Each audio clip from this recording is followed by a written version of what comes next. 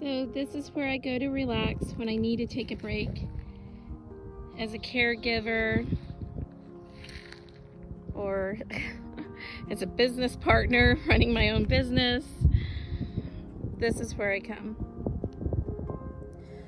So the reason I'm out here today is I'm trying to take a break from life and decide on what the best decisions are, things that are out of my control, and just try to make the best decisions I possibly can, and eliminate the feeling of being a failure.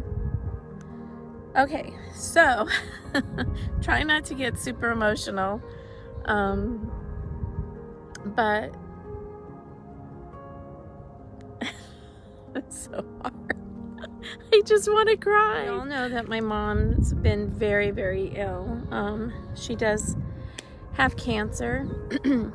It's stomach cancer, small intestine cancer, and it spread to her liver.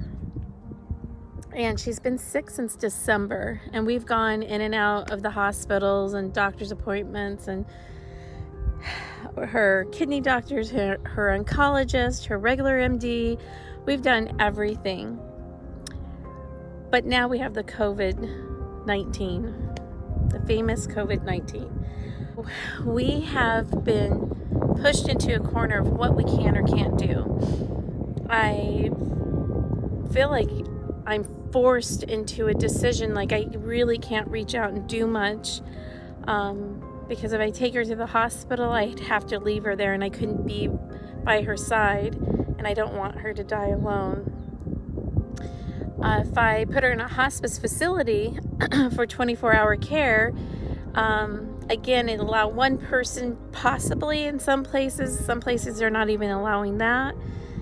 Plus, family members are out of state in Colorado, Texas, California. They're limited in coming out here to see her. So I've stopped all immediate heroic efforts of saving her life. So I'm not doing chemotherapy. I'm not trying to solve the issue of cancer. What I'm trying to do is just give her comfort and care. My decision has been not the quantity of days, but the quality and comfort in her care.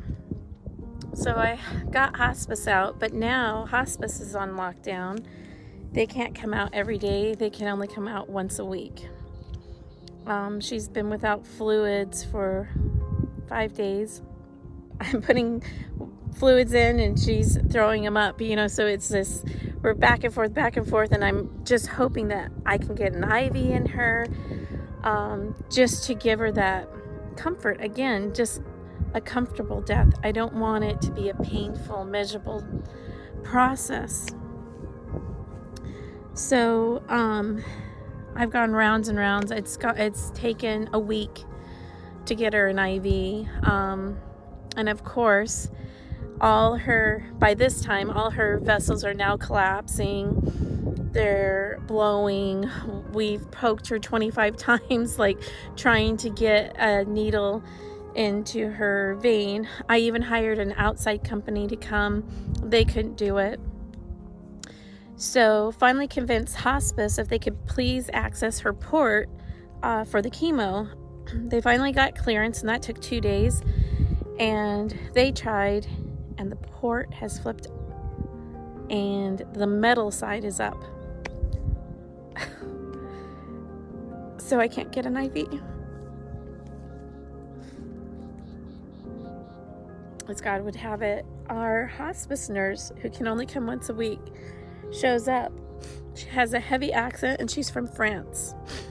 And she explains for their elderly, they do a needle, and they put it in the lining between the skin and the muscle, and allow a very slow drip in the stomach area, and allow it to go through, and it's very slow process. So instead of in 2 to 4 hours, it's 24 hours of this small, tiny little drips in hopes that her body will absorb that. This morning, my mom did get that going, and I got her sat up, and every day I'm trying to give her chicken noodle soup. That's like the one thing that she's wanting right now, so that's what I'm giving her. And just a lot of fluids. That's what I'm trying to do. So I'm praying for the success of that. And again, I don't know how much time I have. I don't know the end of this story or how things will go. All I know is I've been extremely blessed. God has always created a miracle for us. And I finally am at the point now that with all the times he's rescued her, through her heart attack, her 3 strokes, she had colon cancer, stomach cancer, and now she has metastasized cancer. I can't even tell you how many times we've been close to death just on her diabetes. She's like a cat with 9 lives. I feel blessed. We've had way more time than we ever anticipated. She's always been there, with a smile and being strong and pulling us through. So in no way do I feel cheated. And with the world and everything that's going on right now, and so many people are losing loved ones and they're passing away alone. Again, my mom's at home with us, and I feel blessed.